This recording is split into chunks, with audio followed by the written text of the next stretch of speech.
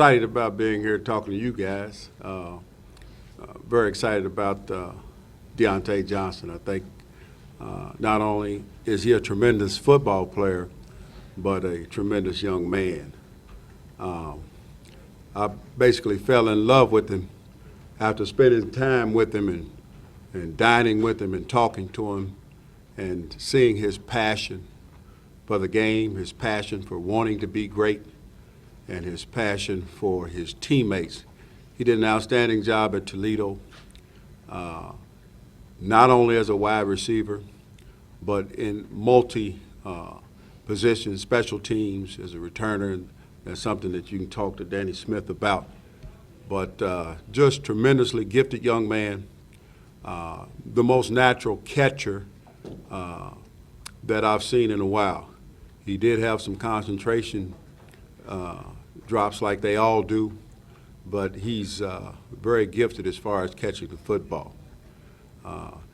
Doesn't have great time speed, but he plays the game fast. Really, really good versus press. And as you guys know, this is a press league. You know, those DBs walk up in your face and they try to fingerprint you. And he's very elusive at the line of scrimmage. And, you know, you need a guy that can get off bump. And the thing that he does, he gets off bump, gets in and out of his breaks as well as anybody that I've seen in a long time. So, you know, he was a guy that, that I wanted. And, you know, I just appreciate, you know, Kevin and Mike seeing the same things that I saw in this young man. And as you get to be around him, you're going to love his smile and his personality and his style of play. So, again, very excited about the pick. You know, I think he's a guy that Steeler Nation is going to be very, very excited about. Questions? When you met with him, was that here 2 weeks ago or was that before that? No, I went to Toledo and spent some time there and spent some time with him. Also attended his pro day. You know, met with him at the combine. So I had, you know, had time to really be around him because it was important to me what kind of character he had. You know, because for me that's extremely important. And you know, he checked all the boxes as far as that's concerned, and then he had really a good combine and had an outstanding workout at his workout day. And I just, you know, when you watch the tape and you watch, you know, how dynamic he is with the ball in his hands, and to change the direction and those things that he has, you know, he's an exciting football player. And he can stop and start, and he can make people miss in open space. And that was really one of the most intriguing things about him. But his personality and his desire and his want to. You know, I've been doing this for 40 years, and, you know, he was one of the best interviews and guys that I've been around a long time. He said he can play both inside and outside. Do you have any plans for him? Specifically mention the slot in particular. We're going, you know, our offense is diverse.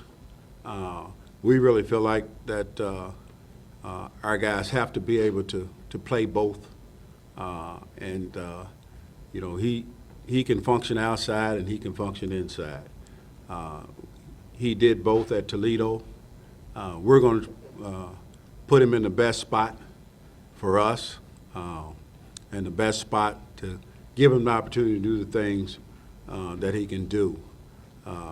He can work off that nickel, he can work off linebackers, but he can also line up on the single receiver side and beat one-on-one man-to-man coverage. And that was the most intriguing thing about him, you know. And but it doesn't. We'll play him both. We'll play him inside. We'll play him outside. He'll line up at number 3. He'll line up at number 2. He'll line up at number 1. Any of those particular spots, and he'll line up number 1 on the single receiver side. So, and for any young guy coming in, the faster they can learn, the faster they can pick things up, then the more opportunities you have to move them around. And for each young man, there's always going to be somewhat of a growth process, you know, so, but I think he's the kind of young man that'll grow fast. Darryl, do you feel like you have enough speed in your receiver group, and is speed sometimes overrated if you have guys who have different skills? To me, speed's overrated. And I'm going to say this because if you look at the greatest receivers that have played the game, those guys that are in the Hall of Fame, I only know of one that was a 4.4 guy, really. Maybe two. James Lofton probably was, but Randy Moss.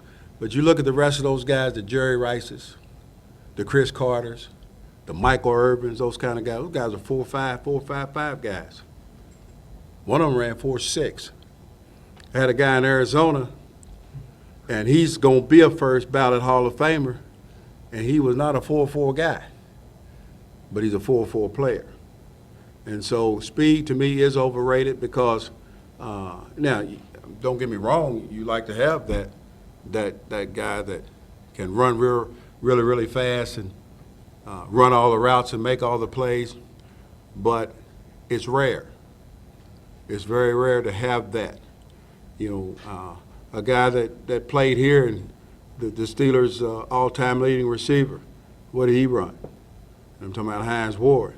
He wasn't very fast, but he had an innate ability to learn, to know how to get open. And Juju's not a 4.4 guy, but he's a Pro Bowl receiver. So Antonio wasn't a 4.4 guy, but you know, he was an unbelievable receiver. So to me, yes, it is overrated, but we make such a big deal out of it. We want that guy, that blazer. But normally, with that package of that dynamic speed, very seldom do you get the total package. And most of those guys that are 4.5 guys, they're total package guys. And, you know, this guy has the ability to be a total package guy. This guy's a relatively unknown guy on the MAC. Not a great time, as you know, not great size. There's nothing really eye-popping about this guy.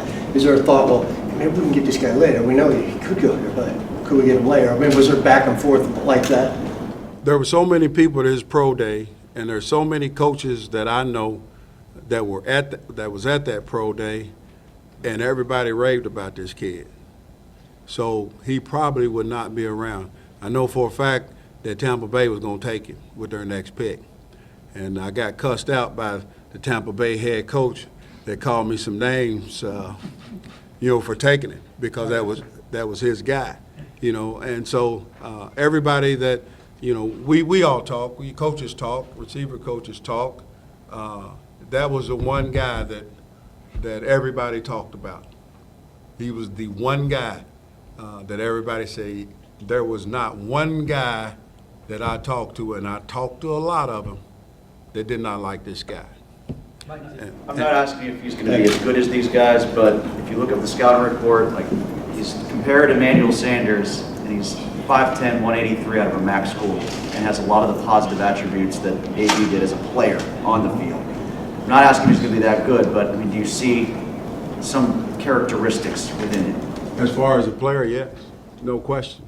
And to me, like I said, I've been in this thing a long time. It doesn't matter where you go to school at. It doesn't matter what level of competition you play against. If you can play, you can play. And it's up to guys that evaluate scouts to see those things. And when one of them can play, you know. You know, you know. Years ago, there was a young man that came out of Mississippi Valley, and nobody wanted to take him because he went to Mississippi Valley State. He went to a small school. He ran 4.5, but Bill Walsh said, I'm going to take this guy with my first pick. Now, he's the greatest receiver of all time. That's Jerry Rice. So, to me, it doesn't matter where you play. You know, I played the game at a small school because back when I came out, there weren't very many guys, minorities that were going to major college schools, but I could play. You know, it didn't matter where I came from, or it doesn't matter if this guy's at Toledo or if this guy, wherever he's at. The guy I had a guy at Arizona, John Brown. He went to Pittsburgh State, a dynamic player. Injuries and things got to him somewhat, but he's a dynamic player, and he went to Pittsburgh State. Another young man at Chicago years ago that ended up getting hurt by the name of Johnny Knox. He was well on his way to being one of the top receivers in the league. Average per catch, he was number one, number two, his first and second years in the league. So if the guys are talented, we have to find that talent. AB, sixth-round draft pick, people probably saying, what, we take this guy? But you see what he was able to do as a player. So, I really don't ever look where a guy's played at, his level of competition. When I take him and I go through that workout, can he do the things that I ask him to do? Because football is different, and there's talented guys everywhere now. It's like basketball. Anybody can beat anybody. You have maybe one or two elite teams, but there's players everywhere, and there's competition everywhere. And our quarterback is from the MAC. He's a Hall of Famer. So I'm very excited about him. Don't even think that because he's from a small school in the MAC that this cat can't play, because he can play. Final question. Did you have to sell picking him terribly hard to Mike and Kevin? It seemed like the pick came in quick. Turn the film on. They watched the film. I really didn't. Actually, I didn't really know about him at first. Mike T did. He saw him. He said, "I want you to watch this guy." And when I saw him, I said, "I see why you want me to watch this guy. He's very, very talented. He's a very gifted player." So, the film doesn't lie. It tells you what you need. And then, the more homework you do, you either confirm it or you say, nah, he's not quite what, you thought he was. But, our consensus was, this guy's got it. So, very excited about it. All right, thanks, Coach. All right. Okay.